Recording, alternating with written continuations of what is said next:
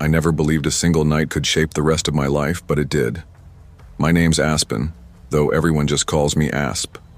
I grew up in a small Pennsylvania town where neighbors waved at each other from their porches and rumors spread like wildfire across cracked sidewalks and backyard fences. From the outside, my family looked like any other.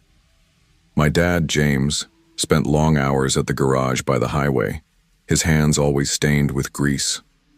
My mom, Claire, stayed home, keeping the house in perfect rigid order, every picture frame straight, every surface wiped twice.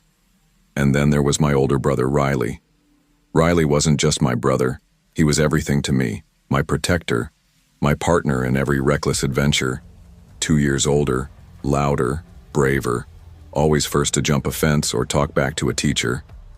If I sneaked into a neighbor's yard and got caught, he'd take the blame without hesitation. If someone shoved me at school, he'd step in, fists clenched and jaw set, like he'd been waiting for the excuse. To me, Riley was the kind of person you believe could outrun the whole world if he had to. But in our house, there was always a tension, like a storm cloud that never drifted away. That storm was my mom's resentment toward him. To anyone looking in, she was the model housewife, calm, polite, always smiling when she handed out cookies at school events. But behind the front door, her words cut like glass, and Riley was always the target. She nitpicked everything, his slouch at the table, the way his voice carried, the grades that were never quite enough. With me, she put on a strange sweetness, syrupy and brittle, as if I were porcelain she had to handle carefully.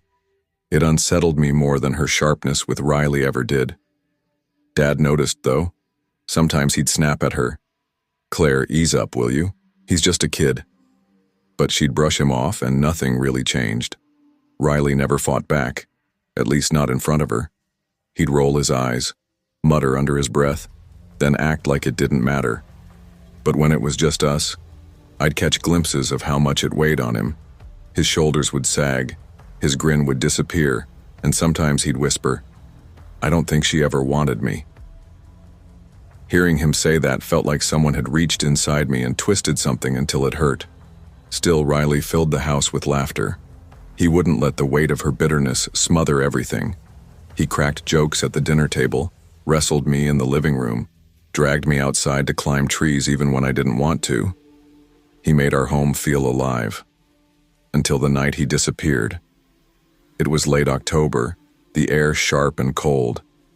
I remember the exact scrape of the wind against the windows and the faint smell of burning leaves drifting from somewhere down the block. After dinner, Riley pulled on his jacket and said he was meeting a friend. He grinned at me, ruffled my hair, and left. He never came back. The next morning, I woke to the sound of muffled sobs. Still half asleep, I padded downstairs in my socks.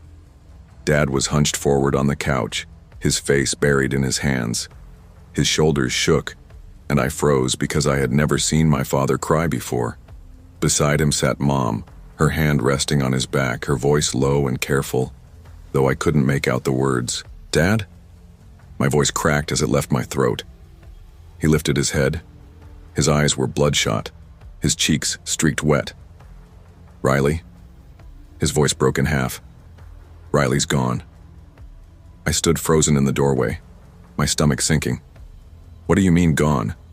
He probably just crashed at Jake's. You know how he is." Dad shook his head, wiping his face with the back of his sleeve. "We checked. He never showed up there. The police were here this morning. They're looking for him." My eyes darted to Mom, searching for some sign of comfort, something that said this was just a misunderstanding.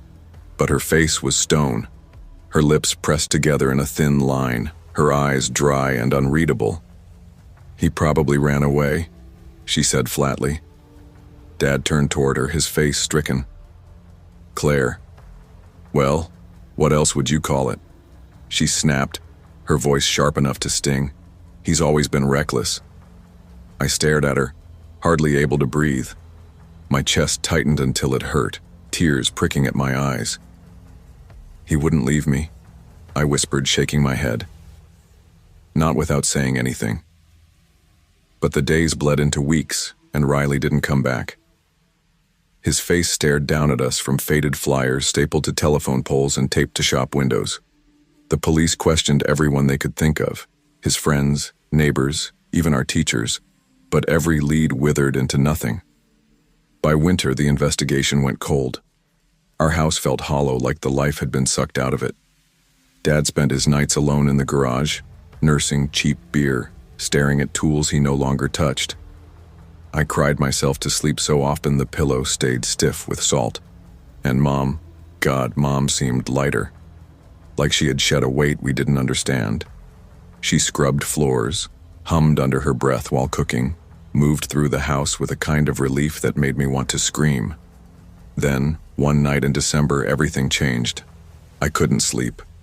I lay in bed, tossing, the air sharp and cold against my cheeks. The house was silent, too silent, like it was holding its breath. And then I heard it.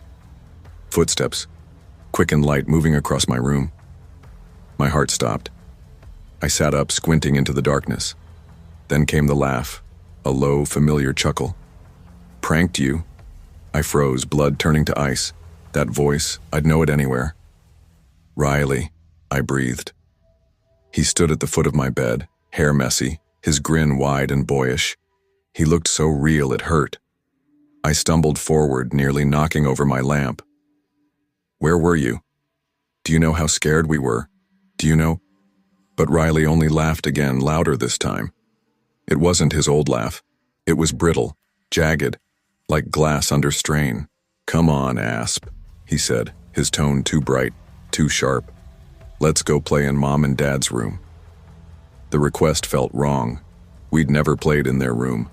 But I was so desperate, so starved for him, that I didn't stop to question it.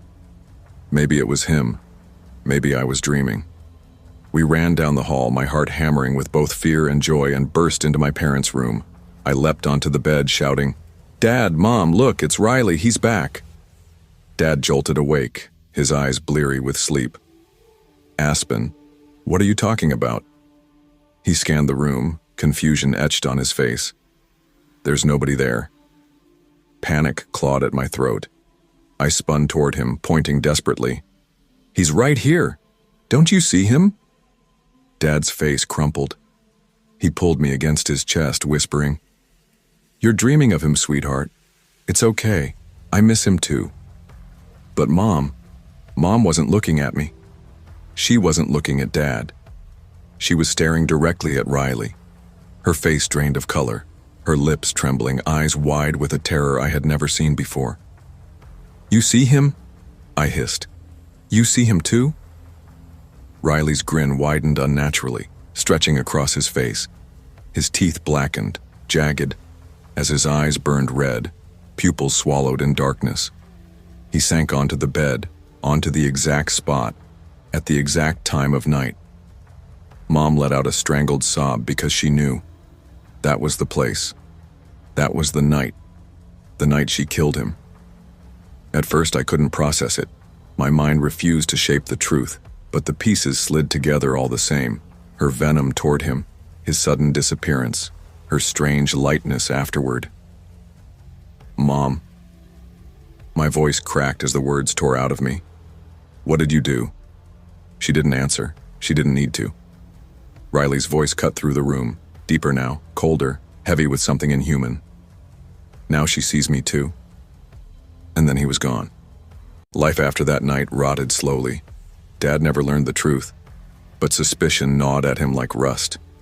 He and Mom drifted apart until the house sagged under silence, their marriage a corpse neither of them bothered to bury. I carried the truth like a brand on my chest, the knowledge that my mother had taken Riley from me. I hated her more than I thought hate could stretch. But worse than that, Riley never really left. Some nights I woke to footsteps pacing the hall. Other times a low laugh outside my door or the shape of a shadow just beyond the glow of my lamp. He was there, waiting, not only haunting her, haunting me too.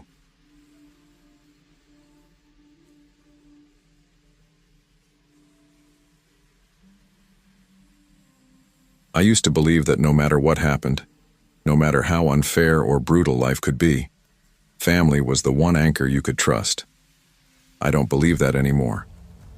I grew up in a small industrial town in southern Indiana, where the steel mills and freight yard were the pulse that shaped everything. They stamped their rhythm into our houses, into our voices, into the way we carried our tempers. My father pulled endless shifts at the plant, and my mother worked nights as a nurse in the county hospital. That meant most of the time it was just me and my older brother Kyle, left to manage things. Kyle was 3 years older, but it always felt like he was decades ahead of me. Taller, broader, stronger, and brimming with the confidence I never had. As kids, I followed him everywhere, desperate to be noticed, desperate to belong in his world. Sometimes he'd let me tag along, but more often he shoved me away with a sneer. Asterisk quit being a shadow, he'd say, and I'd feel smaller than I already was.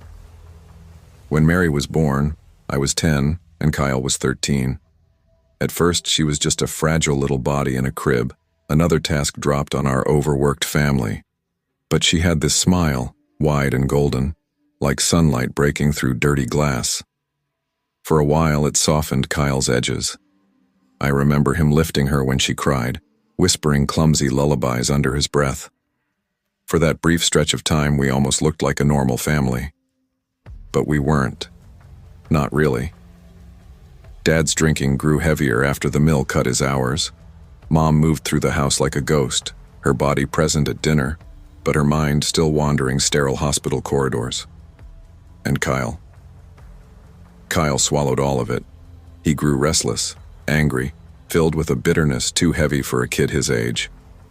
By 16, he'd started to resemble the worst version of Dad when whiskey had him by the throat. He mocked me for everything. My grades, my thin frame, the fact that books were my only friends. Asterisk weak, asterisk he'd spit, the same word Dad once used on him.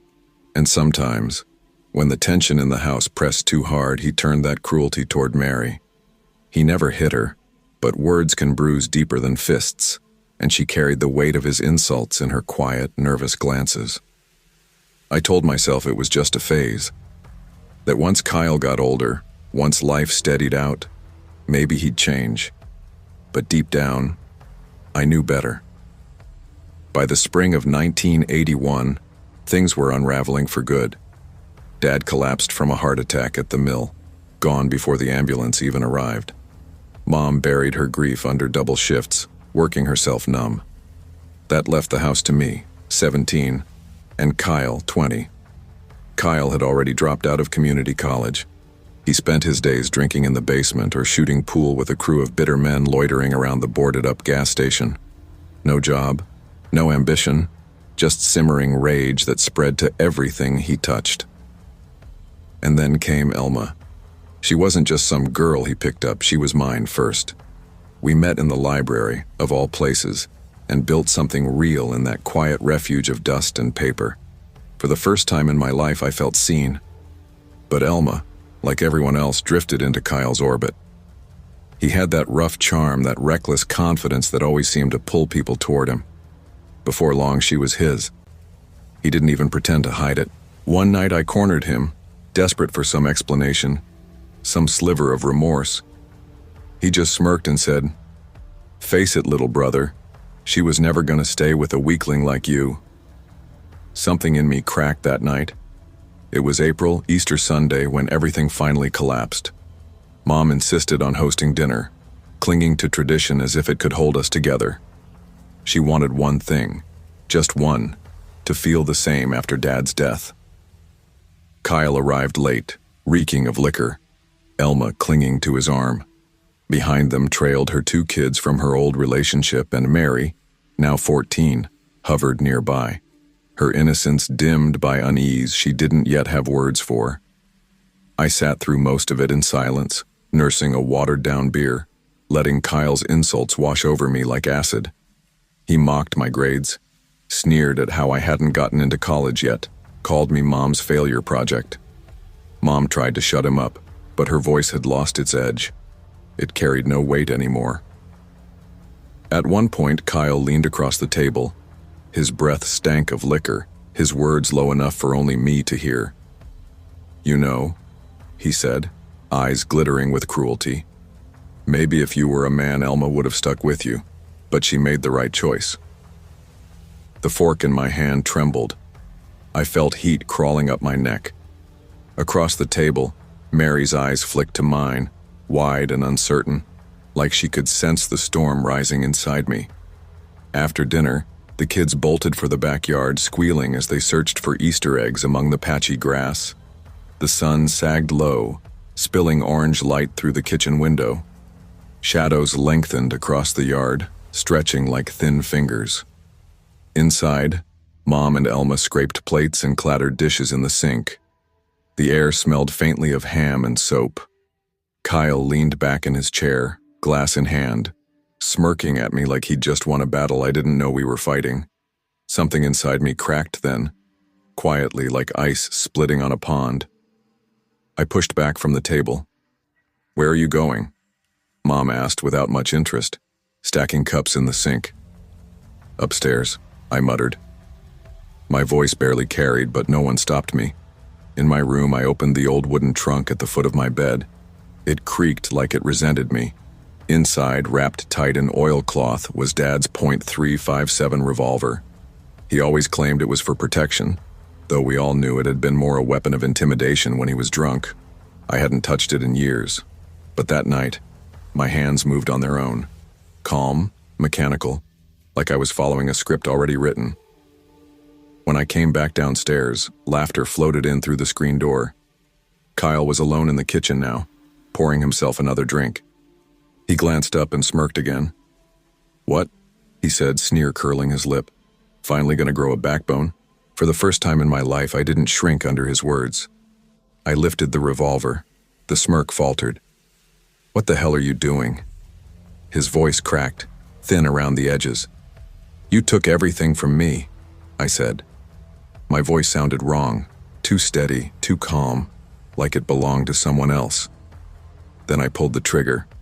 The shot split the kitchen open, a thunderclap that left my ears ringing. Kyle's head snapped back. He hit the counter and slid to the floor, blood spreading across the cracked linoleum in a dark, spreading bloom. Elma screamed. The sound tore out of her but died halfway when I turned the barrel on her. One shot. Silence. Mom stood frozen, a plate in her hands, soap bubbles sliding down her wrists. Her mouth opened, but no words came. Just a soft breath, more disbelief than anything else. I don't know if it was anger, pity, or some hollow inevitability that made me do it. But I pulled the trigger again.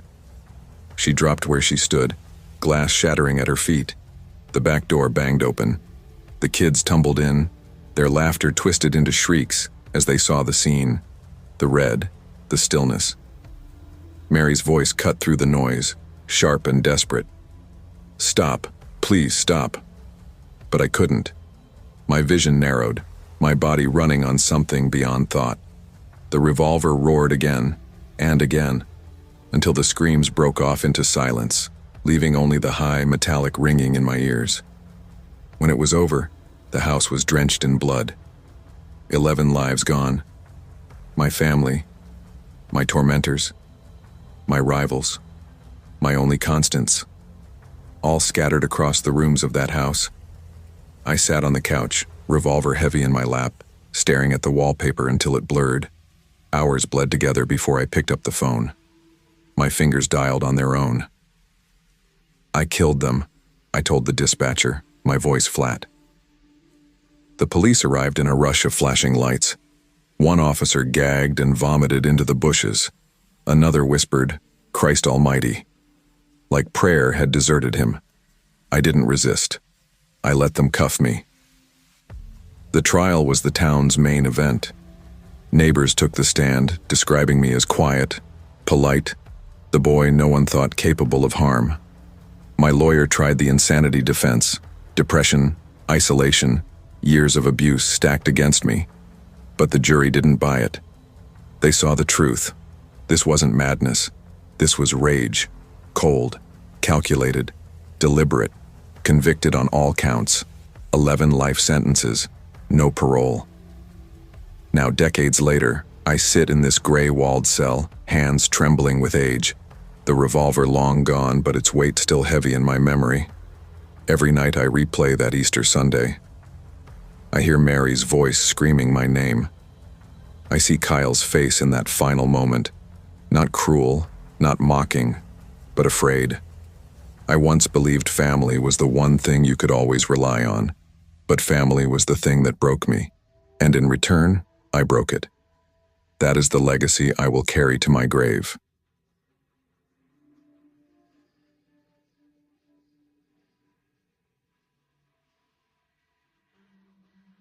I never really thought about how fragile family balance could be until the year it all shifted in my house. I was 17 then, stuck in the small town of Mill Haven, a place tucked between endless cornfields and long stretches of two-lane roads where nothing much ever happened. Everyone knew everyone else's business and life was nothing if not predictable. My mom, Clara, pulled grueling 12-hour shifts as a nurse at the county hospital, while my dad, Joseph, spent his days under the hood of cars at a local garage. They lived by routine, by stability, and I'd grown up believing that foundation would never crack. For as long as I could remember, it had been just the four of us, me, my parents, and my little brother Ryan, who was 4 years younger. Ryan was different. Even as a toddler, he wasn't the warm, playful type. He clung to my mom like a shadow, bristled with jealousy whenever attention shifted, and had this unnerving habit of staring at people, long, unbroken stares that made you squirm before he finally blinked. Still, he was my brother, and I thought I understood him in ways others didn't. Then came the surprise. It was a cool fall evening when my mom sat us down at the dinner table. I remember the way her hands trembled slightly as she set her fork down, the way she exchanged a quick glance with my dad before speaking. "I have something to tell you," she said, her voice laced with nervous excitement. "I'm pregnant."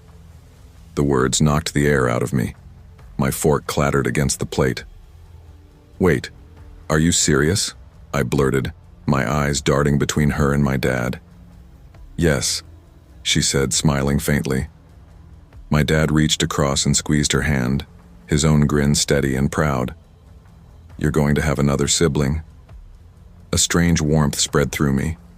The thought of another child in the house, maybe even a sister, lit something inside me I hadn't expected. Wow, Mom. That's amazing," I said, the words tumbling out almost breathlessly. But Ryan's reaction was the opposite. His nose wrinkled, his chair scraped harshly against the floor as he pushed back. "I don't want another baby," he muttered, his voice sharp with bitterness. "I want things the same." "Ryan," my dad said gently, trying to steady him. "You'll be a big brother now, that's special." "I don't care," Ryan snapped before storming down the hall and slamming his bedroom door. At first I brushed it off as childish jealousy. He was 9 after all. Kids get territorial. But as the months passed, his resentment didn't soften. It calcified. The day my baby sister was born, my world shifted again. They named her Lily. I remember standing in the hospital room, the smell of antiseptic and soft beeping machines filling the air, while my mom cradled this impossibly small bundle wrapped in a pastel blanket. I leaned closer, catching a glimpse of her pink cheeks and wisps of dark hair. My chest swelled with something fierce, protective. "She's beautiful," I whispered, holding her when Mom finally let me. But in the corner, Ryan stood stiff, arms crossed like a fortress, his lips pressed into a thin, angry line. When Mom asked if he wanted to hold Lily, he jerked his head. "No, I don't like her. I don't like..." Mom's smile faltered, her eyes softening with forced patience. "It's okay," she said, her voice too light, too hopeful. Dad rested a hand on Ryan's shoulder and murmured, "You'll warm up to her. You'll see." But he didn't. If anything, he froze over more. The months that followed tested all of us. When Mom's maternity leave ended after 3 months, she had no choice but to return to the hospital. Dad couldn't afford more time off either. That left me stepping in whenever I was home from school. I didn't resent it. I loved it, actually. I'd rock Lily to sleep, hum soft songs when the house was quiet, change her tiny diapers, and sometimes just sit there staring at her little fists curling and uncurling like she was still discovering what her body could do. Ryan wanted no part of it. If Lily cried, he'd clap his hands over his ears and yell for someone to make her stop. If Mom or Dad fussed over her, he'd sulk or break into tantrums. It was like Lily's very existence gnawed at him. One night at dinner, Lily sat in her high chair, babbling happily and smearing food across her tray. I smiled at her, but Ryan leaned closer to me, his voice low and bitter enough for only me to hear. "I wish she wasn't here," he muttered. The words chilled me more than I wanted to admit. I snapped my head toward him. "Don't say that." Ryan didn't flinch. His blue eyes locked onto mine, cold and unblinking. "She ruined everything." I leaned in, lowering my voice, my anger spilling out in a sharp whisper. "Ryan, she's a baby. She didn't ruin anything."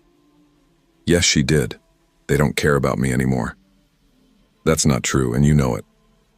The corner of his mouth twitched upward, the faintest smirk breaking across his face. "You'll see." The way he said it made my stomach tighten, like a knot twisting itself deeper. That summer, things only got worse. One afternoon, both of my parents were working long shifts. Normally, my grandmother came by to watch us, but she had a doctor's appointment she couldn't miss. That left me in charge of Ryan and Lily for a few hours. "It's just until dinner," Mom said as she bent down to kiss my cheek before leaving. Her tone was light, reassuring, but her eyes lingered on me like she wanted to make sure I believed it. "You'll be fine. Call us if there's anything." "I've got it covered," I told her, forcing a smile, trying to sound confident. At first, it really was fine. Lily had fallen asleep upstairs in her crib, her little breaths soft and steady. I picked up around the living room while Ryan sprawled on the carpet with his action figures.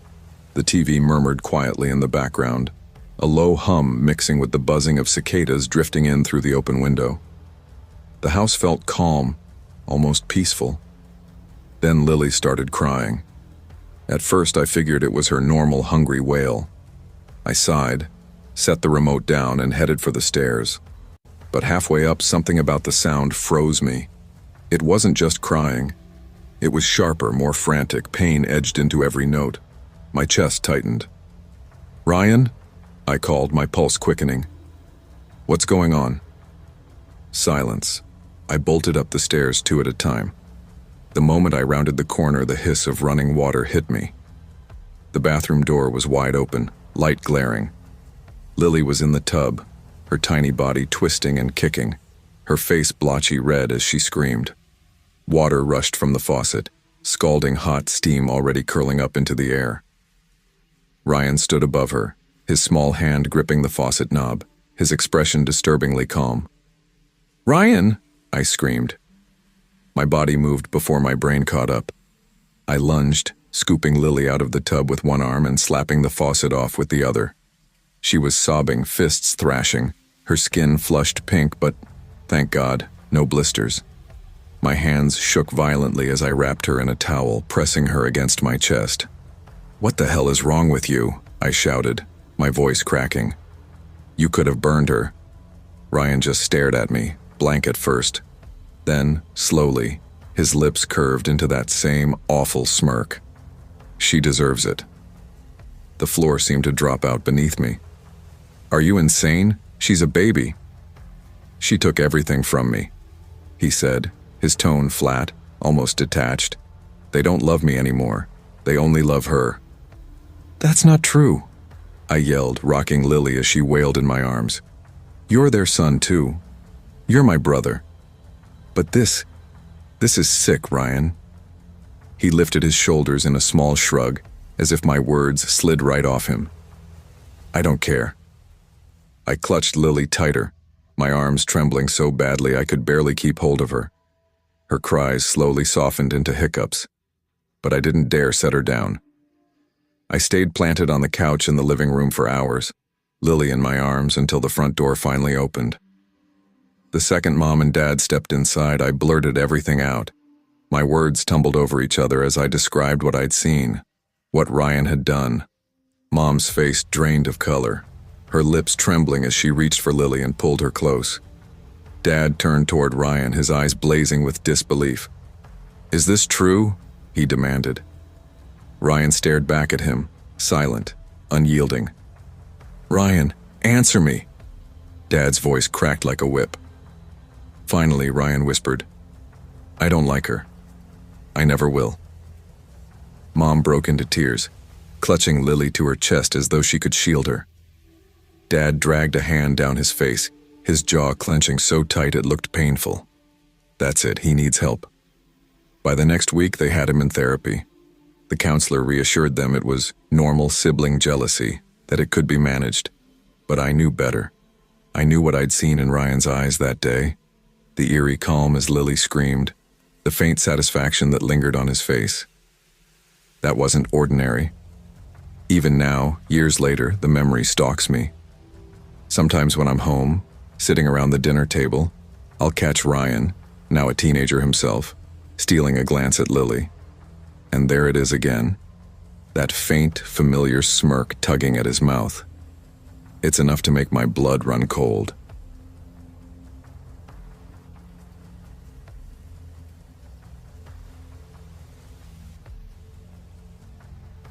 I never believed one night could completely flip the way I saw the world, but it did. My name's Nathan Cole, and when this happened, I was 15. My sister Lily was 10. We grew up in this quiet neighborhood on the edge of Brookhaven, Massachusetts, the kind of place where people brag about never locking their doors and act like tragedy only belongs in the evening news. But I learned quick that bad things don't care about zip codes. Our house was nothing fancy, just a white two-story colonial with blue shutters at the far end of a cul-de-sac. Dad, Richard Cole, worked construction. He'd come home late most nights with his boots muddy, clothes streaked with plaster dust, sweat dripping into his beard. Mom, Elaine, taught high school English, the kind who'd stop you mid-sentence at dinner to correct your grammar, then go right back to passing the potatoes. Lily and I couldn't have been more different. I was sarcastic, restless, always hiding behind my guitar or lost in a video game. She lived in her head, quiet, dreamy, convinced fairies and ghosts still hovered in the corners of her world. She filled notebooks with drawings of princesses and whispered to me about shadows that moved funny in her closet. I teased her, of course. That's what older brothers do. But deep down, I knew she was tuned into things I wasn't. That Saturday, January of 2019, Mom and Dad had a colleague's anniversary party down in Providence. They told us not to expect them before 3 a.m. In the kitchen, Mom leaned against the counter, arms folded, giving me her checklist. "Nathan, you're in charge tonight. No junk food after 11, Lily in bed by 10. And please don't let her marathon those superhero movies. You know she'll never sleep." I rolled my eyes and smirked. "Relax, Mom. I've got this." Dad clapped a heavy hand on my shoulder. "Just keep the doors locked, son. Call us if anything happens." "We'll be fine," I promised. They kissed Lily goodbye and stepped out. The door clicked shut, and the silence that followed seemed to stretch across the whole house, making it feel bigger, emptier. Lily immediately begged, "Can we please watch Infinity War in the living room?" I sighed but caved, throwing popcorn in the microwave while she curled under a blanket. For a while it was easy. We laughed, argued over which Avenger was cooler, and forgot we were technically unsupervised. By the time the credits rolled, it was nearly 11:30. "You're done," I told her, watching her rub her eyes. "Please, just one more episode of something," she whined, voice thick with sleep. "Nope. Mom's orders. Teeth. Bed." She stomped upstairs, muttering under her breath, while I flipped over to Logan *. Darker, heavier, definitely not for Lily. When it ended, I checked my phone. 2:04 a.m. I stretched, collected the empty bowls, when I heard faint footsteps on the stairs. I turned, confused. Lily stood halfway down, her face pale, hands twisting at the hem of her pajama shirt, "What are you doing up?" I whispered. She didn't answer right away. Her lips trembled before she spoke. There's someone in my closet." At first, I thought she was just spinning another story, clinging to that wild imagination. But Lily wasn't the prank type, not at 2 in the morning. "Lily," I said gently, "you probably just heard the house settling. Windy night." Her eyes welled with tears.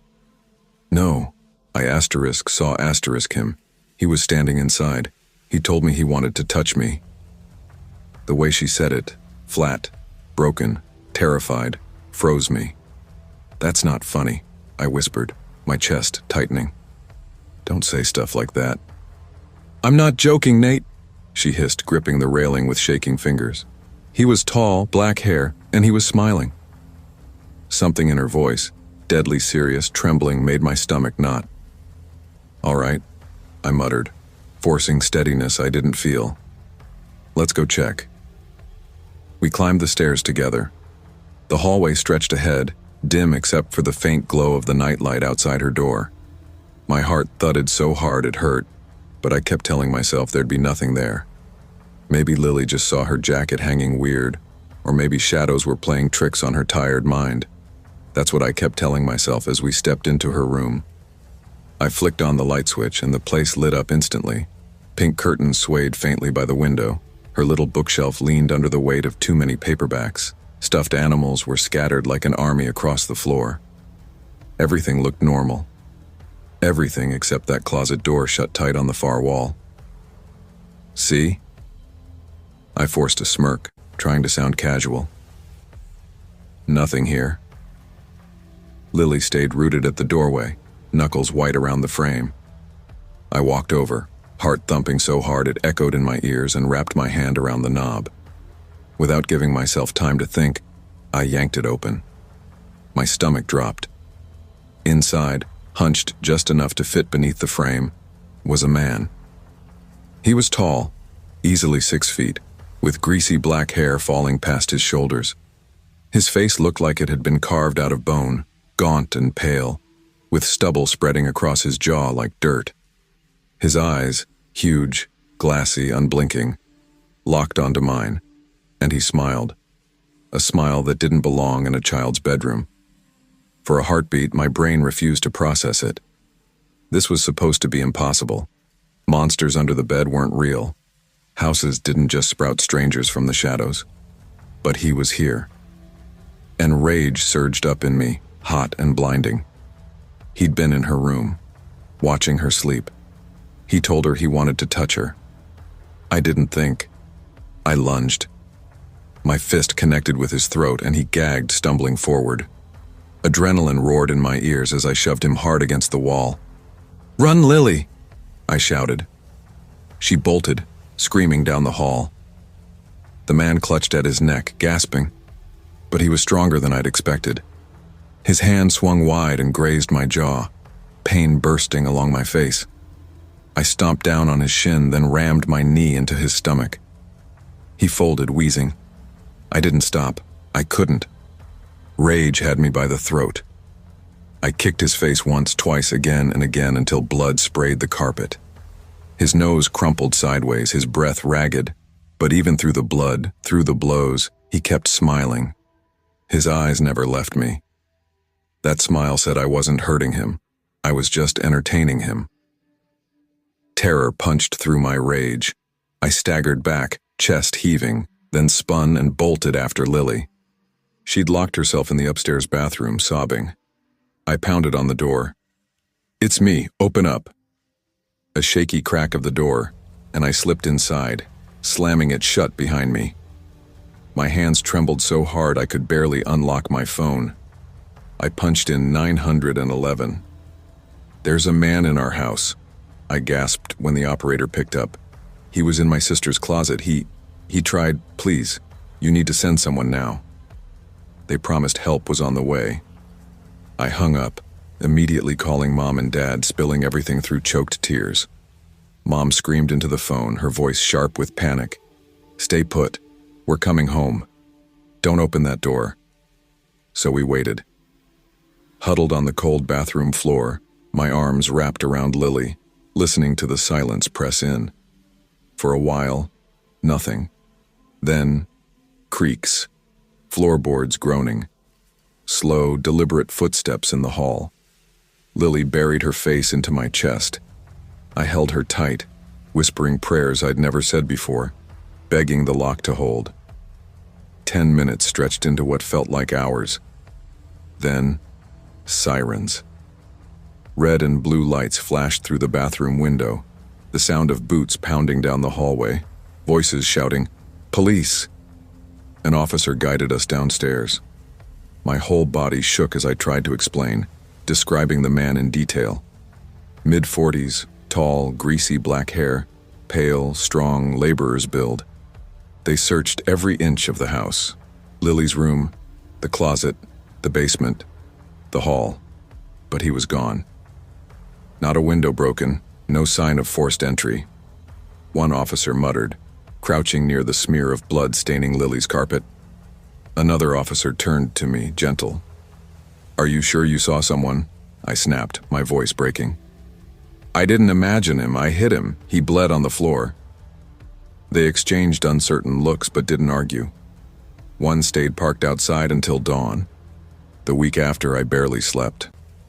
Lily refused to set foot in her room, curling up in mine every night. Every creak of the house sent us jumping, holding our breath. Then came the call. Police told my parents they'd arrested a man in Danbury, hiding out in an abandoned shed. Gerald Pike, 46, a drifter, a record full of trespassing, burglary, child endangerment. He matched my description perfectly. He'd been breaking into homes for months, slipping into children's rooms, watching them sleep. If Lily hadn't seen him, if I hadn't opened that closet. The thought makes me sick. It's been months, but I still can't walk past her door without picturing that smile in the dark. And I keep wondering, how long had he been there? How many nights had he watched her without us knowing? Lily doesn't talk about fairies or monsters anymore. She just keeps her closet door nailed shut. As for me, I don't sleep much. Because some nights in the silence around 3 a.m., I hear the floorboards creak. And I wonder if maybe Gerald Pike wasn't the only one.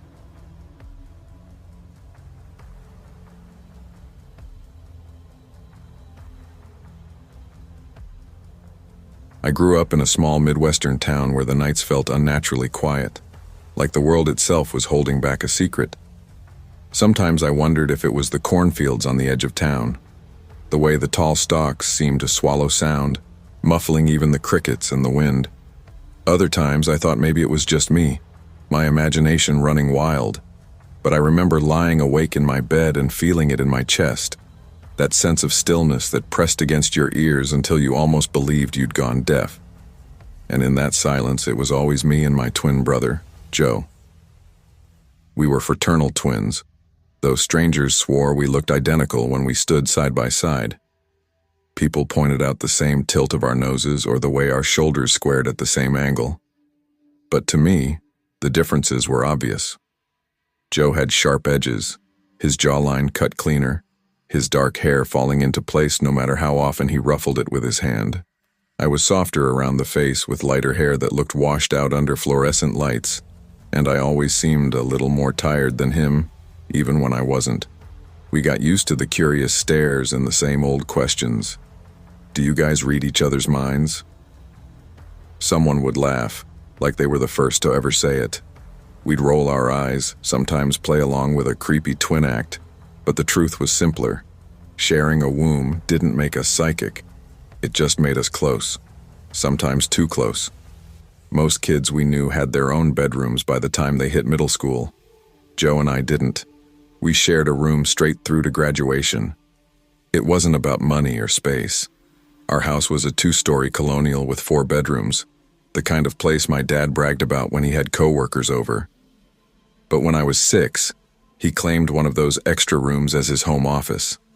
He was a lawyer, always drowning in files, and Mom drilled it into us that his work kept food on the table. That was her phrase, sharp as a rule.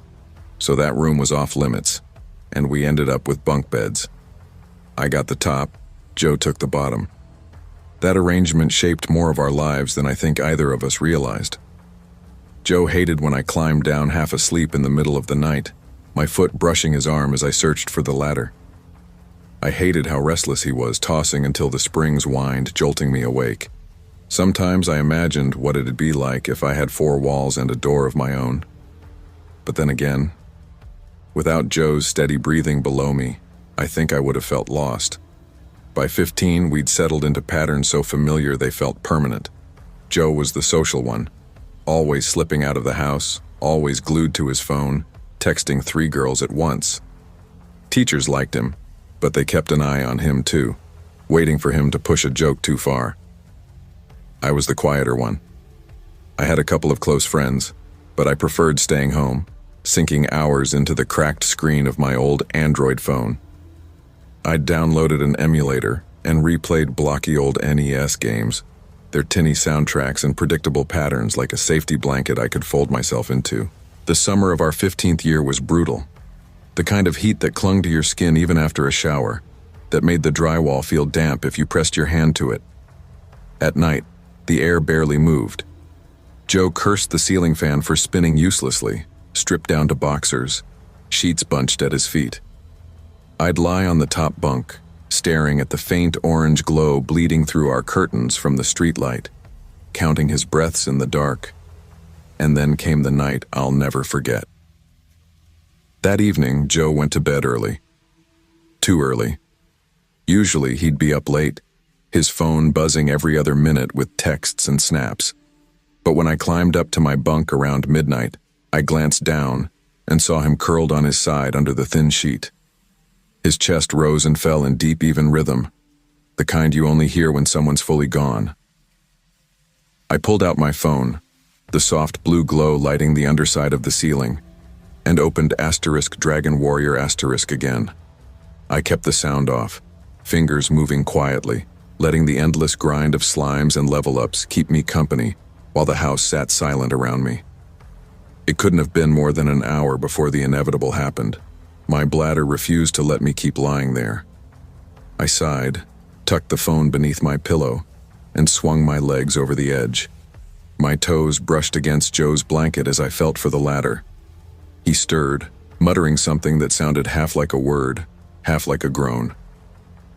"Sorry, man," I whispered automatically.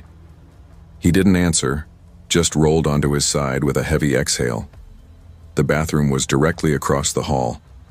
I flipped on the light, blinking hard at the sudden brightness, then relieved myself in the kind of silence that made the hum of the refrigerator downstairs sound deafening. When I stepped back into the hallway, I eased the door open. For just a second, the hallway light cut into our room, stretching shadows across the carpet. Joe groaned, flopped onto his stomach. "My bad," I muttered again, pulling the door shut and climbing back up the ladder. I dropped onto my mattress and let out a breath. That's when I noticed it. The green LED blinking on my phone from under the pillow. A notification. At that hour, my stomach knotted instantly. I tapped the screen. It was a text. From Joe. *. "Hey bro, I'm gonna be out late with my girlfriend. Can you cover for me?" At first I thought it was a joke. I stared at the message until the words seemed to blur, then typed back slowly. *. "Very funny. You're literally in the bed below me." Almost immediately the reply came. *. "No, I'm not. Why would I joke about this? I'm at Emma's. Don't tell Dad, okay?" The hairs on my arms rose. My skin felt too tight. I looked down over the edge of my bunk. I could see Joe's silhouette clear as anything, his chest lifting and falling in steady rhythm, the shape of his shoulder under the thin sheet. My thumbs shook as I typed, *. I can see you. This isn't funny." The response was instant. *. "Joseph, I swear to God I'm not home. If someone's in the room with you, get out."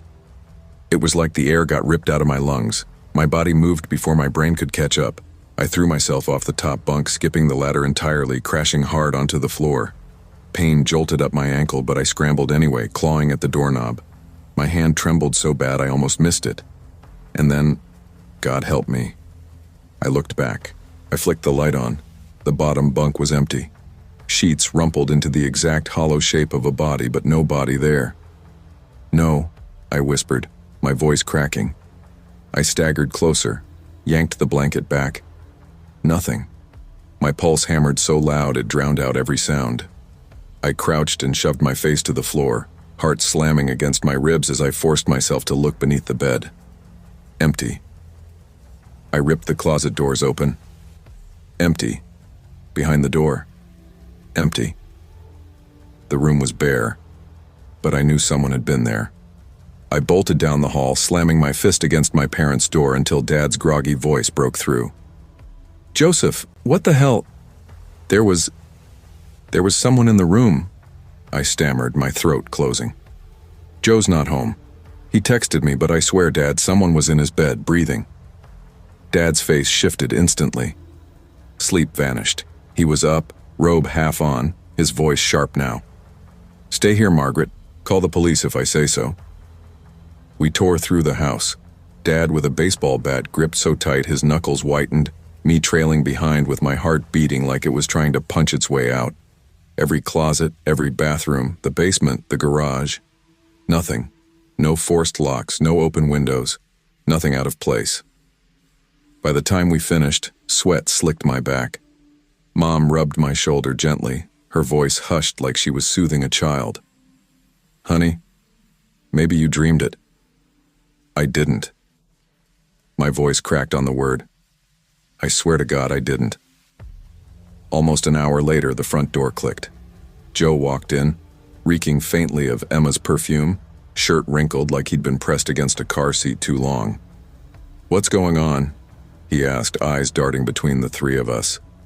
Dad's glare was razor sharp. "Your brother says you weren't home, but he also says someone was in your bed."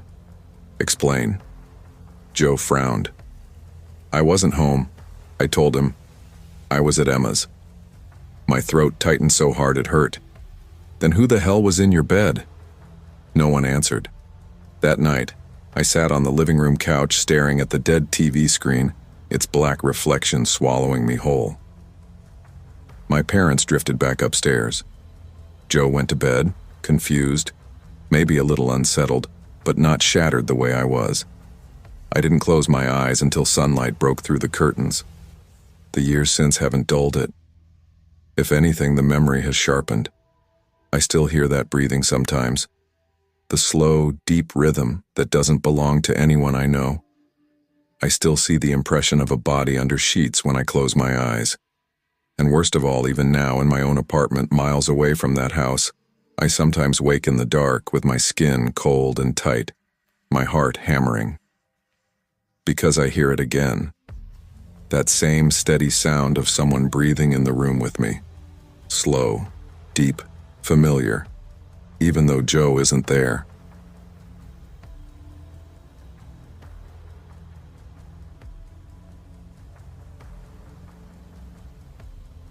I never realized how an ordinary morning could carve wounds that never quite fade.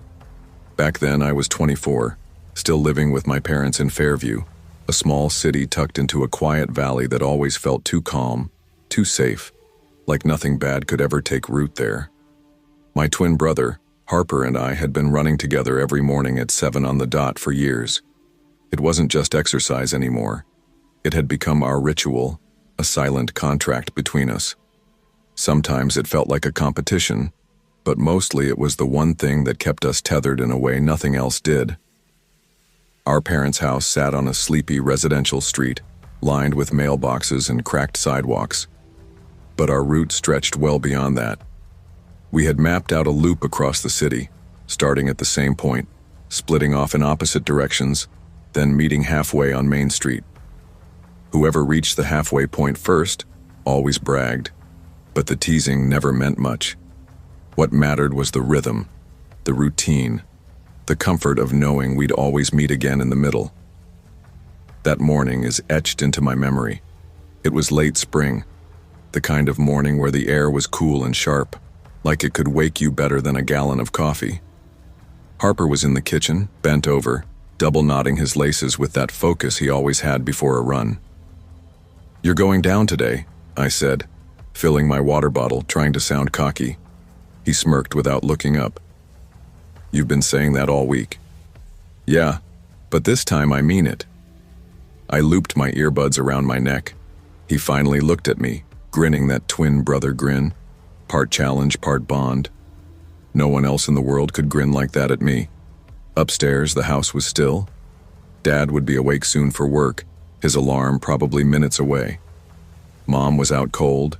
She worked nights at the hospital and mornings were her dead hours. Everything about it felt safe, predictable. We stepped out onto the driveway, stretched, and without ceremony, I veered left while Harper cut right. Just like always. The city was only just waking up. From the distance came the hum of cars down Main. Sprinklers ticked across front lawns. Birds scattered and regrouped along telephone wires. My route curved past the edge of town, where Main Street brushed against a line of run-down apartment complexes. The buildings had always made me uneasy, not because I knew of any danger there, but because they looked forgotten. Paint peeled off in wide flakes. Railings rusted along sagging balconies. Crooked blinds hung like broken bones. They were the kind of places people drifted to when they had nowhere else left to go. That morning, as my shoes slapped against the pavement, something made me glance to the side. Through a break in the hedges, I saw her, a woman. She stood motionless among the trees, half her body swallowed by shadow. Her skin looked pale in the gray morning light, her face blank, eyes locked directly on me. The sight made my stomach tighten, but I forced myself not to slow down, not to stare. Maybe she was just a tenant stepping out early. Maybe she was waiting for someone. But there was something about the stillness of her body, the way her head didn't shift even an inch, her gaze following me like a spotlight that made my skin crawl. I kept running, heartbeat picking up, trying to shake the image of her eyes from my head. 10 minutes later, Harper and I met at the halfway point. We always slapped hands when we passed, a wordless checkpoint that meant we were both still moving, both still here. He flashed me a grin, breathless but strong, before sprinting past me down the sidewalk. That grin burned into my memory, because it was the last time I saw him the way he was. When I got home, Harper wasn't back yet. I didn't panic at first. Sometimes he cooled down longer than I did. I showered, scrambled some eggs, sat at the table scrolling through my phone. By the time an hour passed, unease settled in like a knot in my chest. I called him. My hands shook as I pressed the phone to my ear. The line clicked. "Yeah, I'm on my way back." Harper's voice came, strained and uneven. Relief rushed me, but it didn't last. "Where have you been? You okay?" I need to tell you and Mom and Dad something," he said. "What? What happened?" My voice cracked sharper than I meant. Silence pressed on the line. Then, "I'll tell you when I get there." When Harper finally came through the front door, everything about him looked wrong. His skin had gone pale, his face hollow. His eyes were wide and vacant, like he'd just stared at something no one was meant to see. "What happened?" I asked as soon as Harper stepped inside. He looked shaken, his voice trembling when he answered. "On Main Street, by those apartments," he said quietly. "I saw her, Henry. A woman was there, hanging from the trees." His words caught, his throat tight. And then this man, her husband, I think, came running out, shouting, crying, saying he couldn't believe she'd done it. He tried to help her, but it was too late. I froze, my stomach twisting. My mind went back to the pale woman I'd seen earlier that morning, standing so still, her eyes locked on me. "Harper," I whispered. "I think I saw her too, but she wasn't hanging. She was standing there, watching me." His face went pale, twisting with confusion and disbelief. "That's not possible," he muttered. He shook his head hard, as though trying to push the thought away. "Don't say that." The police came soon after. Harper gave them his statement. They said it looked like a suicide. The husband was devastated, but to them, it was closed. No suspicion, just another tragedy. For the world, it ended there. But for us, it didn't. I couldn't shake the image of her eyes, the way they seemed to plead with me. And Harper couldn't stop thinking about the husband's reaction, how quickly he had appeared. It gnawed at him. We stopped running. Weeks passed in a haze. Harper hardly slept. He grew quiet, distant, shutting me out. When I tried to bring it up, he snapped, his voice raw. I wish I'd never gone that way. I wish I hadn't seen her. Those words haunted me. Months later, he was gone. Not in a sudden, violent way, but in the slow fading that grief can bring when someone carries more weight than they can bear. One morning, Harper simply didn't wake. The loss hollowed out everything. Grief is strange. It seeps in, feeding on memories, twisting them. I blamed myself. If I had looked closer, if I had paid attention, maybe things would have been different. Desperate for understanding, I found an online forum for twins who had lost their siblings. It felt like salvation. Finally, I wasn't alone. One person stood out. She called herself Lena, said she had lost her twin sister in the same way. We began messaging every day. I told her things I'd never spoken aloud. My anger at Harper, my confusion, my guilt. She listened, reassured me, told me she understood. Until one morning I woke to find my private confessions exposed on the forum. My name, my phone number, my address, posted for strangers to see. Angry messages poured in, people calling me cruel, heartless. I confronted Lena, desperate for an explanation. Her reply chilled me. Asterisk. You don't remember me, do you? I was Harper's ex. Your family kept me away from his funeral. You all blamed me. I told you I'd make you pay. And now I have. Everything clicked. Her story, her sympathy, the way she pulled secrets out of me. She had known me all along. After that, my family felt watched. Strange calls, unsettling messages, small things that left us on edge. Nothing catastrophic, but enough to wear us down. Eventually, I changed my number, moved away, left everything behind. And yet, even now, in quiet hours of the night, I sometimes wake certain I hear Harper's voice calling softly, like he's still nearby. Sometimes, out of the corner of my eye, I see a pale figure standing still in the shadows, watching. The woman on Main Street, Harper, Lena. They all blur together now, like threads of the same knot I can never untangle.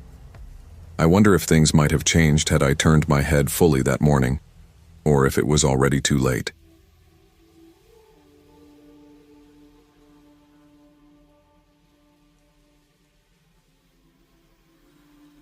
I never thought a simple shopping trip with my little sister would turn into one of the scariest memories I'd carry with me. At 17, I was old enough to drive, old enough to babysit, but still caught in that awkward place between wanting independence and not quite knowing who I was. Ila, my little sister, was only 5 then. She was tiny, but full of chatter, sharp in ways that sometimes made her seem older than her age. She copied everything I did. The way I held a cup, the way I leaned when I walked, even the little phrases I tossed around without thinking. Mom used to laugh and say, "She's not your sister, she's your shadow." Our parents weren't home much. Mom worked long hospital shifts, often walking through the door after midnight, exhausted. Dad drove delivery routes that kept him away for days sometimes. That left me with Illa more often than not. I didn't complain. She trusted me completely, and for all the moments she got under my skin, I liked knowing she saw me as the person who kept her safe. That Saturday, Mom pressed a $40 bill into my hand. "Back to school clothes," she said. "One outfit for Isla, nothing too crazy, straight there, straight back." She gave me the look that meant, "Don't mess around asterisk." The day is still sharp in my memory. The air was warm but heavy, clouds hanging low like they couldn't decide whether to break. Isla was already bouncing around the kitchen, her sparkly sneakers lighting up with each hop. "Lucas," she chirped, tugging at my shirt. "Can I get a dress? One that spins when I twirl?" I smirked and ruffled her hair. "We'll see." but not 5 of them. Mom gave me $40, not a million. She wrinkled her nose and stuck out her tongue. You're mean. Uh-huh. You'll thank me when you're older, I teased. By the time we pulled into the Westfield Market Center parking lot, Illa had already laid out her plan like a little general. Toy aisle first, then clothes, and if I wasn't paying attention, candy. That was our rhythm. And just like always, before we started, we made a pit stop at the small coffee shop near the entrance. I ordered a cold brew to wake myself up and a cake pop for her because I wasn't heartless. While we waited at the counter, I leaned against the wall and pulled out my phone, mindlessly scrolling. That's when I noticed him. A man sat alone at one of the small tables nearby. Everything about him was black. Hoodie, jeans, even the cap pulled low over his face. He had no coffee, no bag, no laptop, nothing to suggest he was there for the cafe. He just sat, staring at nothing in particular, hands resting too still on the table. At first, I brushed it off. People linger in public spaces all the time. But there was something off about his posture. He wasn't slouched or relaxed. He was watching. Not me directly, but watchful, like he was waiting for something. Lucas, Illa piped up, tugging at my arm again. Is my cake pop ready yet? Almost, I said, forcing a smile, though I kept my eyes flicking back toward the man. When the barista finally called our order, I grabbed the drink and the small bag. I took Illa's hand, maybe tighter than usual, and instead of walking past the man, I veered us down a side aisle that wrapped around toward the clothing section.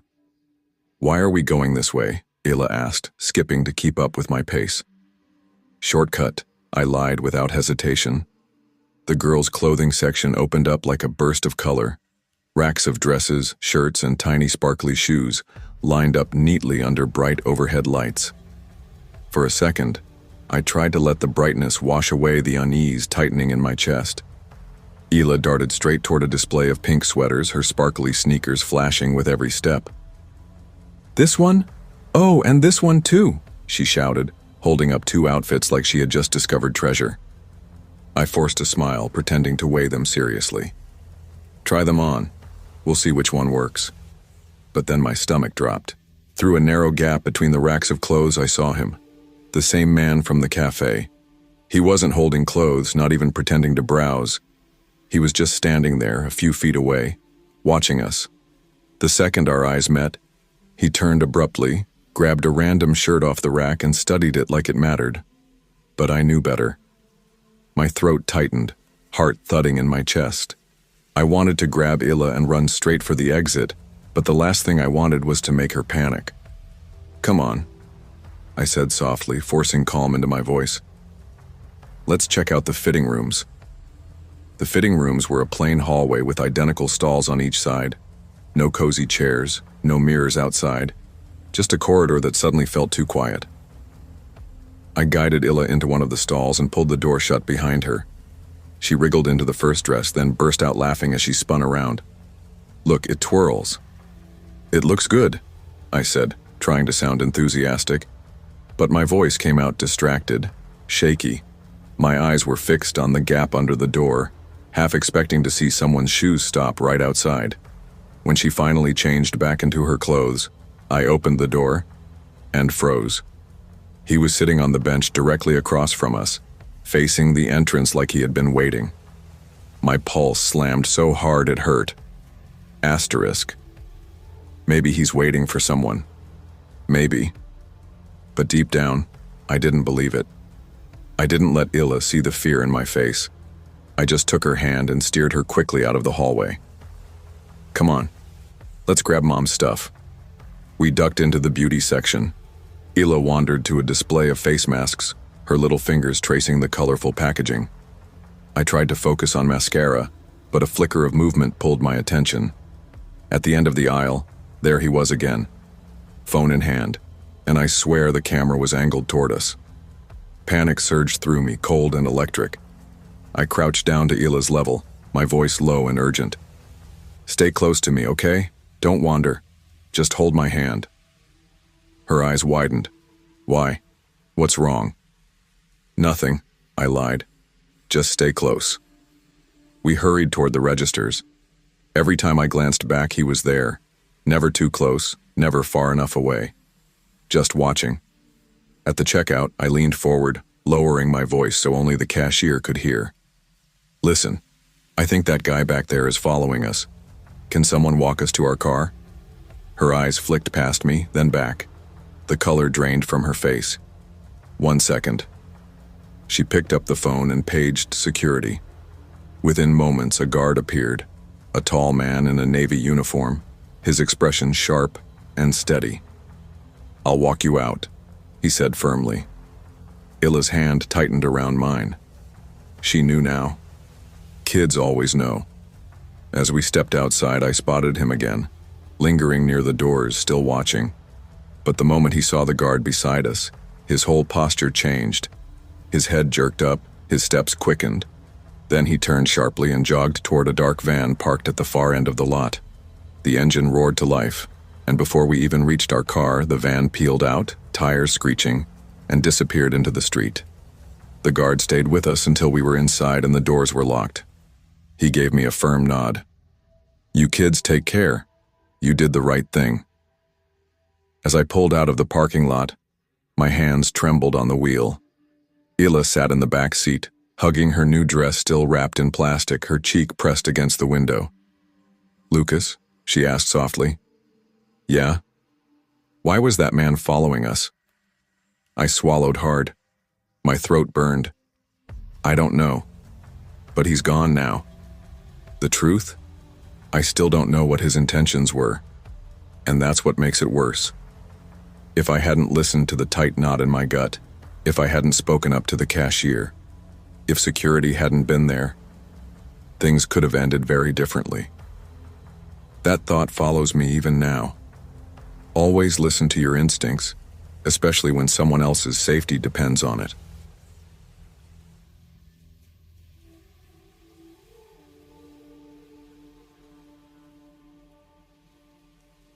I never imagined my teenage years would be defined more by duty than freedom. Most kids my age whined about teachers piling on homework, long practices, or weekend shifts at fast food joints. For me, high school wasn't just about grades and trying to fit in. It was about raising my little sister. There's a 12-year gap between me and Laya.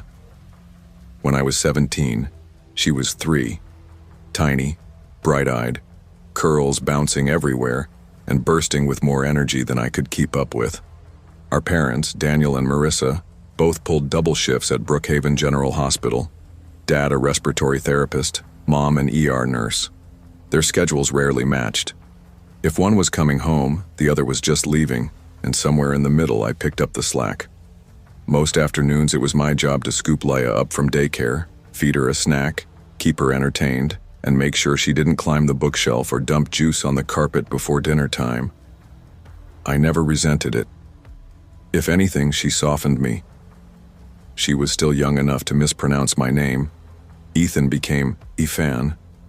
And every time she said it, I felt this warmth in my chest I couldn't quite explain. She'd come barreling out of daycare with her tiny sneakers smacking the floor, arms outstretched, clutching crayon drawings with sticky fingers. She'd wrap herself around my legs like a koala, already rambling about her day with a breathless excitement I could never fake about mine. Her daycare was this old 2-story Victorian on the edge of town, converted into something that felt more like a grandmother's house than a child care center. Harold and Evelyn Whitford ran the place, both in their late 60s. Evelyn, with her silver hair always pinned into a bun, smelled faintly of lavender. She had this soft, unhurried way about her that made you feel safe. Harold was quieter, more reserved, but when he did speak, his voice carried a certain weight, like you should listen carefully because he wouldn't waste words.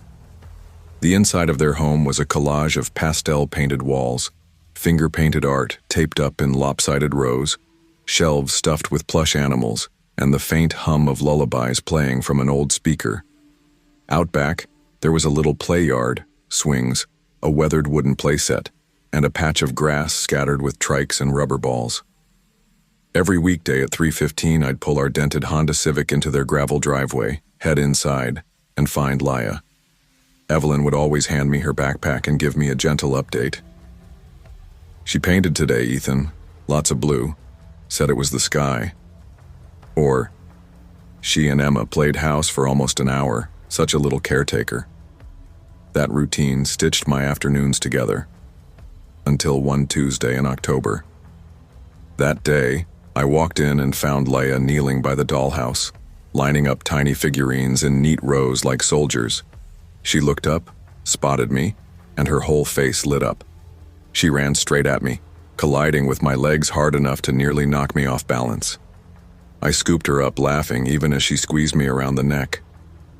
From her rocking chair in the corner, Evelyn smiled. "She had another good day," she said kindly, her voice carrying that slow, soothing rhythm of hers. "Played mostly outside. She's really taken to the swings." "That's good," I said, taking the little purple backpack from her hands.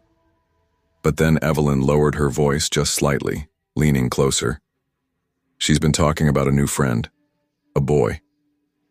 Before I could ask more, Leia tugged at my sleeve, impatient to leave. In the car, I buckled her into her booster seat, the straps clicking into place. "So, Bug?" I asked as I started the engine. "Who's this new friend?" "His name's Owen," she chirped without hesitation. I frowned, trying to place the name. I'd heard her talk about Emma, Nora, Finn, kids I knew. But Owen? Nothing. "What's he like?" I asked, pulling out of the driveway. "He's funny," she said matter-of-factly. "He pushes me on the swing higher than anyone else, and he likes juice boxes." I smiled faintly, nodding along, half listening while my mind drifted toward the pile of calculus homework waiting at home. That night at dinner, Mom asked, "How was daycare today?" "Good," Leia answered with her usual cheer. "She played with some kid named Owen," I added casually, scooping pasta onto my plate. Mom froze with her fork halfway to her mouth. "Who?" she asked sharply. "Owen," I repeated, her brow furrowed. "Ethan, I've met almost every kid there. There isn't an Owen." I shrugged, trying to brush it off. Maybe he's new? But something in the way her voice faltered, just for a second, made the back of my neck prickle with unease. The weeks that followed blurred together in the usual rhythm of school, homework, and daycare pickups, but Owen kept slipping into our lives like a shadow we couldn't shake. Leia talked about him constantly. She drew him into her crayon pictures, a little blonde boy with a crooked smile always standing close beside her. In the car, she'd giggle as if he were sitting right next to her, whispering secrets in her ear. Sometimes she'd pause mid-sentence, listening to a silence I couldn't hear, then laugh like she was answering a joke. One Wednesday, I came home from school drained, my head throbbing from a chemistry test I probably failed. I dropped my backpack by the door and wandered into the dining room.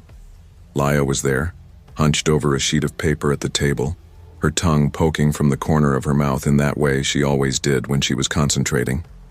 Normally, she was quick to jump up, to shove her latest masterpiece into my hands.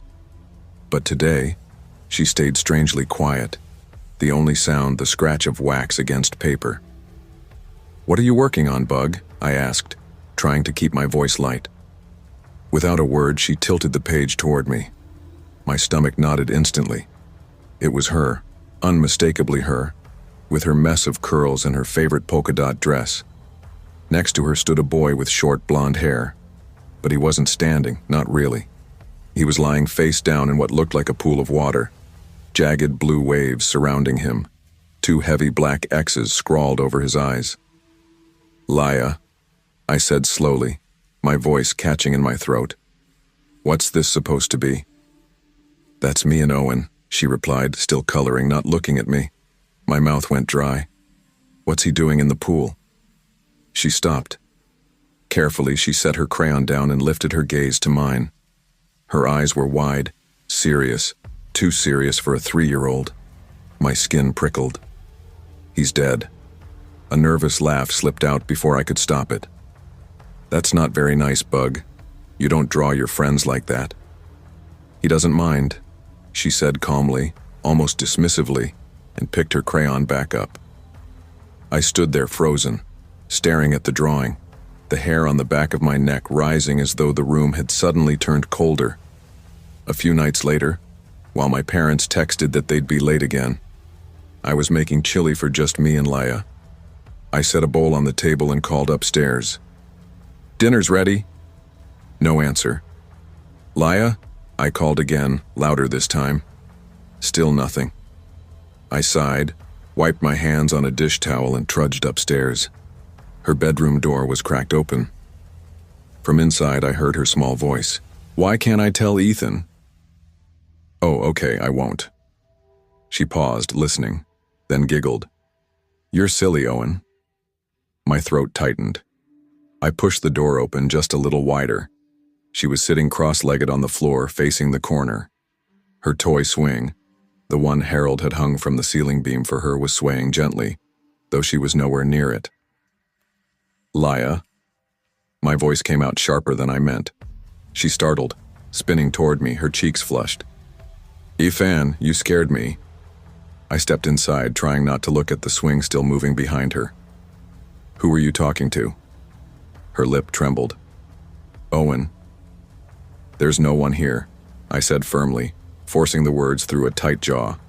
She shook her head fiercely, curls bouncing. "Yes, there is. He's my friend. He said not to tell you, but he's here. He's always here." Her words chilled me more than the draft sneaking in through the cracked window. That night, I told my parents everything. The drawing, the swing, the voices. I even showed them the picture. Dad tried to brush it off as an overactive imagination, but Mom's face went pale. Her hands trembled when she set down her glass of water. She promised she'd talk to Evelyn and Harold. The next afternoon, when I picked Leia up, I lingered instead of rushing her to the car.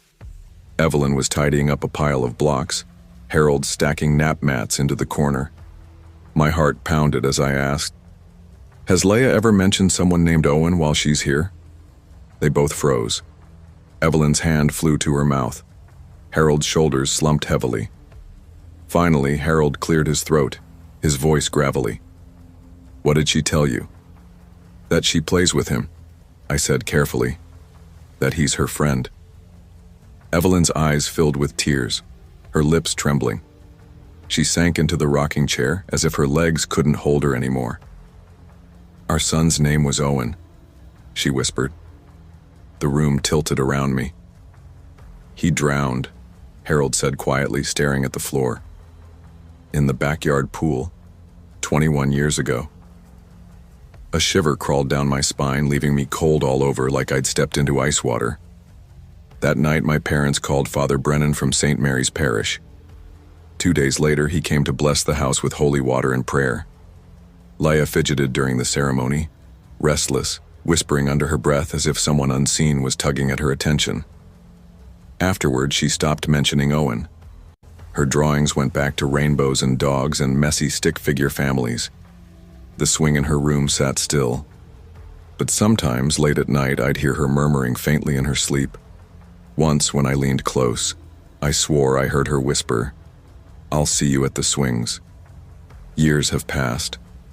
Leia's 13 now, full of attitude and rolling eyes, with barely any memory of her early years at the Whitfords. But I remember everything. I remember that drawing, the swing moving on its own, the way Evelyn's face crumpled when she heard her dead son's name spoken by my sister's lips. And every time I drive past that old Victorian house on the edge of Brookhaven, my stomach twists. The backyard playset still stands there, weather-worn but upright, and I swear, if you slow down enough, sometimes you can see a small blonde boy swaying on the swing, waiting for someone to push him higher.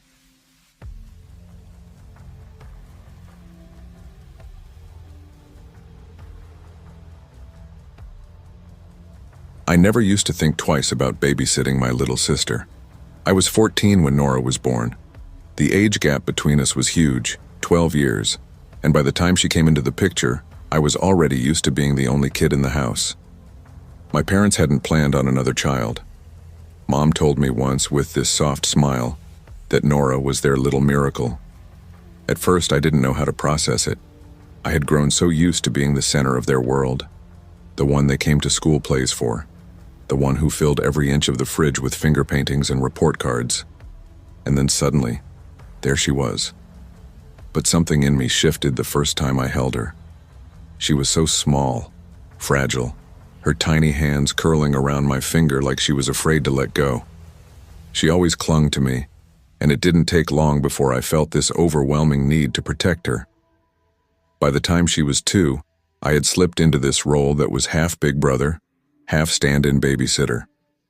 Mom and Dad worked long hours, Dad at the firehouse, Mom pulling double shifts in the ER, so most evenings fell on me. I didn't mind. Honestly, I loved it. Nora was funny and sweet, toddling through the house with her squeaky little voice repeating words she barely understood. But then, strange things started happening. It was a Thursday night when I first noticed something wasn't right. We were in the living room of our small place in Maplewood, Illinois, sitting on the couch. One of her favorite cartoons flickered on the TV, colors bouncing across her wide brown eyes. She sat cross-legged, clutching her blanket to her chest, completely absorbed. I was scrolling through my phone, not paying much attention, when she tugged on my sleeve. "Hungry, hungry," she chirped in her broken toddler words. "All right, kiddo," I said, sliding my phone into my pocket. "Let's get you some dinner." I stepped into the kitchen, our narrow little suburban kitchen with its white cabinets and the counter that looked back toward the living room. I grabbed a box of pasta from the pantry. That's when Nora screamed, not a whine, not a startled cry. A full, blood-curdling, throat-tearing scream that jolted through me like an electric current. The box slipped from my hands and clattered across the floor. My heart slammed against my ribs as I bolted back into the living room. She was still on the couch, wide-eyed, her face pale. "Nora? What's wrong? What happened?" My eyes darted around the room, scanning the curtains, the windows, half expecting to see someone standing there. Nothing. She just stared at me for a long, strange moment. Then her lips curved into this unsettling grin I had never seen before, a grin too knowing for a 2-year-old. And she said, clear as day, no stutter, no broken syllables, "I got you." I froze. Nora was 2. At that age, her speech was still a mess, words chopped up, syllables misplaced. But that sentence had rolled out perfectly, sharp and deliberate, like she'd been rehearsing it. I forced out a laugh even though my chest was tight. "You scared me half to death, Squirt," I muttered, ruffling her hair. She giggled, but the sound made my stomach turn. Inside, I couldn't shake the feeling that something was off. A couple of nights later, it happened again. I was at the counter chopping vegetables for dinner, the rhythmic scrape of the knife against the cutting board filling the silence, when I heard the soft patter of little feet against the linoleum. Nora toddled in, her stuffed rabbit dangling from one ear. "Danny," she said suddenly. My head snapped toward her. "What?" "Danny," she repeated, eyes too calm for her age. "My name isn't Danny," I said slowly. "It's Mateo. You know that." She didn't answer. Instead, she lifted her tiny arm and pointed down the dim hallway. "There's a man in the hallway." The words hollowed me out. My blood went cold, the knife trembling in my hand. I stared at the shadowed hall, my pulse hammering in my ears, waiting, half certain someone would step out. Every thought collided in my head at once. Had I locked the doors? Did someone break in? I gripped the knife tighter, though it was just a dull butter knife, and forced myself to move. Each step toward that hallway felt like wading through water, heavy and slow, my skin prickling as though unseen eyes were on me. The light from the kitchen barely spilled past the entryway, leaving the hallway smothered in shadows. I swallowed hard, my chest tight as I leaned around the corner. Nothing, just beige carpet stretching down the hall, the doors to the bedrooms closed, the silence heavy. Still, the air felt wrong, as if something had just slipped out of sight. When I returned to the living room, Nora was smiling. Not her usual goofy grin, but something else. Quiet, satisfied, like she knew a secret I didn't. Things escalated after that. Sometimes we'd be sitting on the floor with her blocks, stacking them into uneven towers, when she'd suddenly stop, tilt her head toward the wall, and whisper, "Baby on the wall." Other times she'd laugh at nothing, except it wasn't a baby's laugh. It was deeper, sharper, mocking, a sound that made my skin prickle and my stomach knot. The worst was one night around 3 in the morning. I'd been up cramming for a biology test when her cries cut through the silence. "Nora?" I whispered as I pushed open the nursery door. The nightlight glowed faintly orange, painting the room in dim, hazy light. She sat upright in her crib, cheeks streaked with tears. The second she saw me, she pointed to the closet. "The man in the closet," she whimpered. I froze. The closet door hung half open, nothing visible beyond the sliver of blackness. My instincts screamed at me to slam it shut, to fling it open, do something. But every horror movie I'd ever seen told me that was the worst possible idea. My hands shook as I scooped her up instead. "Come on," I murmured, forcing calm into my voice. "You're sleeping in my room tonight." But as I carried her across the threshold, she leaned close to my ear and whispered, perfectly clear, no stammer, no hesitation, "I want to stay with the man." My stomach lurched, 2 years old, barely able to string 3 words together on most days. And yet whenever she spoke about him, it was flawless. When I told my parents, they brushed it off. "Kids say creepy things all the time." Dad chuckled, shaking his head. "She's got an imagination." "You probably said weird stuff too," Mom added, patting my shoulder. "It's normal, Mateo. Don't spook yourself." But it didn't feel normal. Not when she started laughing at the wrong moments. One Saturday morning, we were watching Trolls. Nora sat on my lap, her feet kicking against my knees, a juice pouch clutched in her little hands. When the trolls were captured and dropped into cooking pots, she laughed. Not a sweet giggle, but a cold, sharp laugh that felt too big for her body. It made the hair on my arms stand on end. She laughed like she wanted them to burn. Later, when the trolls escaped and everyone on screen cheered, I glanced down at her face. She wasn't smiling. She looked disappointed, and it kept happening. The perfect speech when she whispered about him, the strange smiles, the hollow laughter. Each incident chipped away at me until I started locking my door at night, stopped staying up late, avoided the hallway altogether. But no matter how much I tried to rationalize it, her words clung to me. "There's a man in the hallway, the man in the closet. I want to stay with the man." It was always the man, and eventually I started to wonder, maybe she wasn't imagining him. Maybe he was imagining her. The last night I babysat her, everything came to a head. It was close to midnight. Mom and Dad were both on night shifts. Nora had fallen asleep curled up on the couch while I finished my homework. I carried her upstairs, tucked her into her crib, and shut the light off. Halfway down the stairs, I froze. The laugh. Low, mocking, layered. Not hers alone, but something older buried beneath it, echoing with her. My heart slammed against my ribs. "Mateo." Her voice drifted down the stairs. I turned, slow, dread building like lead in my chest. She was standing at the top, out of her crib, her eyes wide and glassy, her grin stretching too far. "The man says come play." The air shifted, heavier, colder, pressing against my skin, and in the corner, just past the reach of the light, I saw it. Tall, still, watching. I couldn't move, couldn't breathe. And then, just as suddenly, Nora blinked, yawned, rubbed her eyes. Her voice cracked back into baby talk.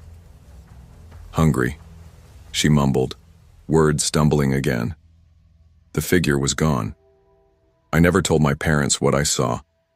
To this day, I don't know if it was exhaustion, my imagination breaking under stress, or if Nora really saw something I wasn't supposed to. She's 4 now. She doesn't mention the man anymore. But some nights, when I walk past her room, I hear her whispering. Not baby talk, not clear speech, something in between. And sometimes, God help me, I swear there's another voice whispering back.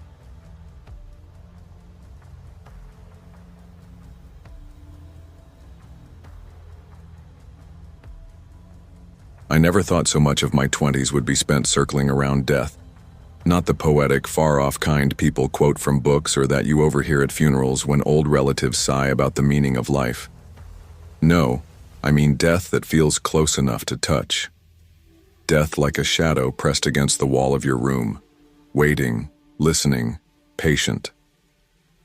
My name's Luna. I'm 23. I grew up in a quiet corner of Portland, Oregon, the kind of neighborhood where lawns stayed trimmed and kids rode bikes until the streetlights came on. My brother Leo is 3 years older, 26 now, and for most of my life, he's been my anchor. The one person I believed would never drift too far from me. Our parents split when I was 8, and the ground under us cracked open. Mom drowned herself in back-to-back hospital shifts, gone more than she was present. Dad vanished into another family, like he couldn't wait to erase us from his old one. That left Leo, my brother, my stand-in parent, my protector. He slipped into that role without asking, like he'd been drafted. We raised each other in ways kids shouldn't have to. He used to joke we weren't really two people. God screwed up, Luna, he'd say with a grin that never reached his eyes. He was making one person and split us in half. You got the stubborn part, I got the angry part. I'd laugh with him, but something about his tone always clung to me, like he wasn't entirely joking. We survived high school together, holding each other up when friends flaked, when money ran dry, when Dad stopped calling altogether. Leo kept me steady, and I kept him from snapping in half. We were a team, and that team felt unbreakable. That's why what happened that summer still feels unreal.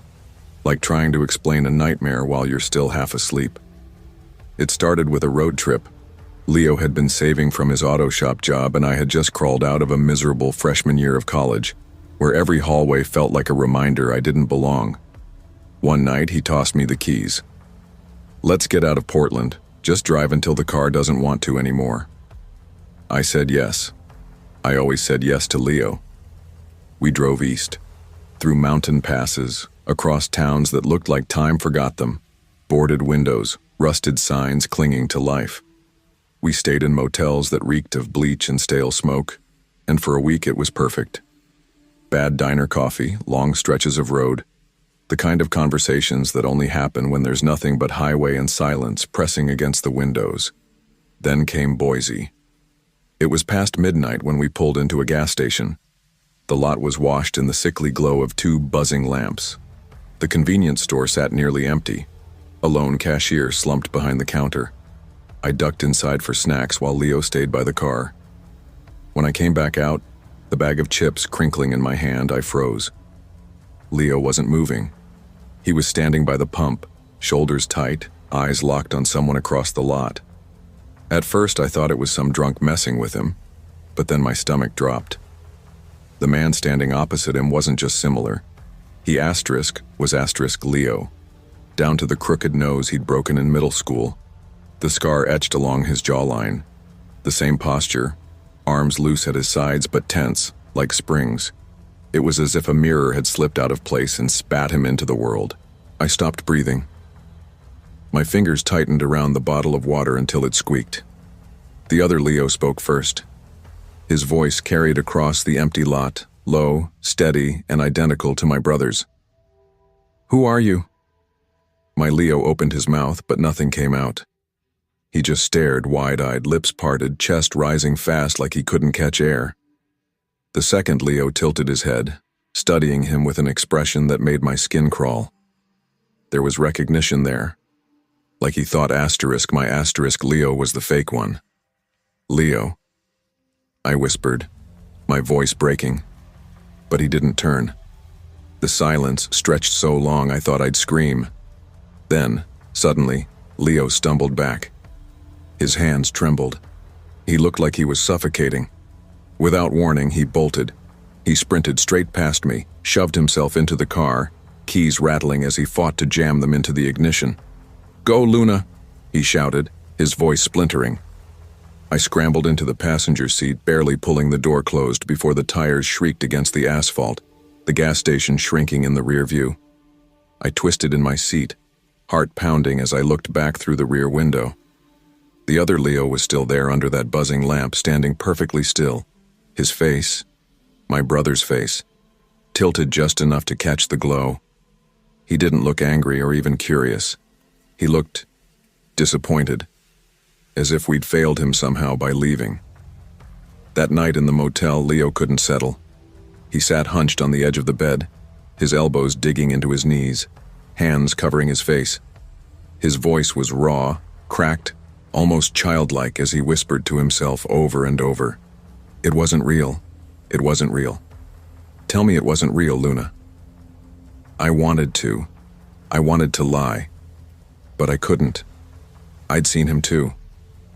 My silence must have said enough, because when Leo finally lifted his head, his eyes were rimmed red, his face hollow. He looked at me like he already knew the answer.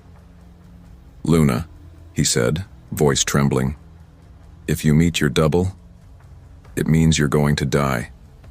I've heard that before. It's an omen. My chest went cold. That's just some stupid superstition, I told him, forcing steadiness into my voice. You're fine. You're fine, Leo. But he only shook his head, slow and certain. No, I could feel it. That wasn't just someone who looked like me. It was me. Like God made two versions, and now he's trying to fix the mistake. The way he said it made my stomach clench. It was the same heavy tone he used as a kid when he'd whisper that we weren't meant to exist separately, the days after Boise became unbearable. Leo started to change.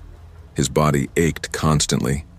His skin dried out, cracked in strange, jagged lines like porcelain splitting under pressure. At first, I told myself it was stress, but each day it got worse. He said his chest felt heavy, like stone was filling his lungs. We went to doctors. They drew blood, ran scans, prodded and shrugged. Autoimmune, one said, but couldn't name which. Another muttered, almost to himself, I've never seen anything like this. Every appointment ended the same. Confusion, half answers, no relief. Leo grew restless, frantic. He drowned himself in workouts, choked down handfuls of vitamins, devoured articles about rare diseases. I'd wake at night to find him in the bathroom, staring into the mirror, fingertips tracing the cracks on his face, his reflection barely recognizable. And sometimes, only sometimes, when the lights flickered across the glass, I swear another shape stood behind him. The worst came one night when he woke screaming. I bolted upright to find him shaking, drenched in sweat, eyes wide with terror. He clung to me, sobbing, his words tumbling out in gasps. I saw him again, he cried. In my dream, he was lying there, burned to ash. He looked at me before he crumbled. I tried to calm him, but the truth was I was just as scared, because his dream wasn't the worst part. The worst was that his skin really was cracking, thin red lines splitting open, faint blood seeping like something underneath was pressing to get out. If I disappear, Luna, he whispered one night, voice so fragile I almost didn't hear it. I want you to remember, maybe I was never supposed to be here. I slapped his arm, tears hot on my face. Don't you dare say that. You're my brother. You're real. You don't get to give up on me.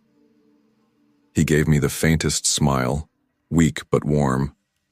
You always were the strong one. And then, impossibly, things shifted. Slowly, Leo started to recover. The more he fought, forcing his body to move, forcing himself to eat right, refusing to surrender, the stronger he grew. The cracks began to fade. The bleeding stopped. His breathing eased. Within weeks, his body steadied itself, almost like he'd wrestled something unseen and won. He looked healthier than ever. He even glowed sometimes, like light had returned to him. I didn't understand it, but I didn't care. I had my brother back. Still, the question gnawed at me. If this Leo was here with me, healing, living, Then where was the other one? Months passed. Life smoothed out. We don't talk about Boise, not directly. But sometimes I catch Leo staring out the window too long, eyes distant, jaw tight, and I know his thoughts are back there under that buzzing lamp. And sometimes, lying awake at night, I remember that other Leo, his expression, the disappointment etched into a face that shouldn't have existed. I don't know if God changed his mind, or if my brother clawed his way out of fate. But one thought stalks me endlessly. If there are two Leos, then maybe balance demands one must still burn. And what terrifies me most is the possibility that next time, it won't be him. It'll be me.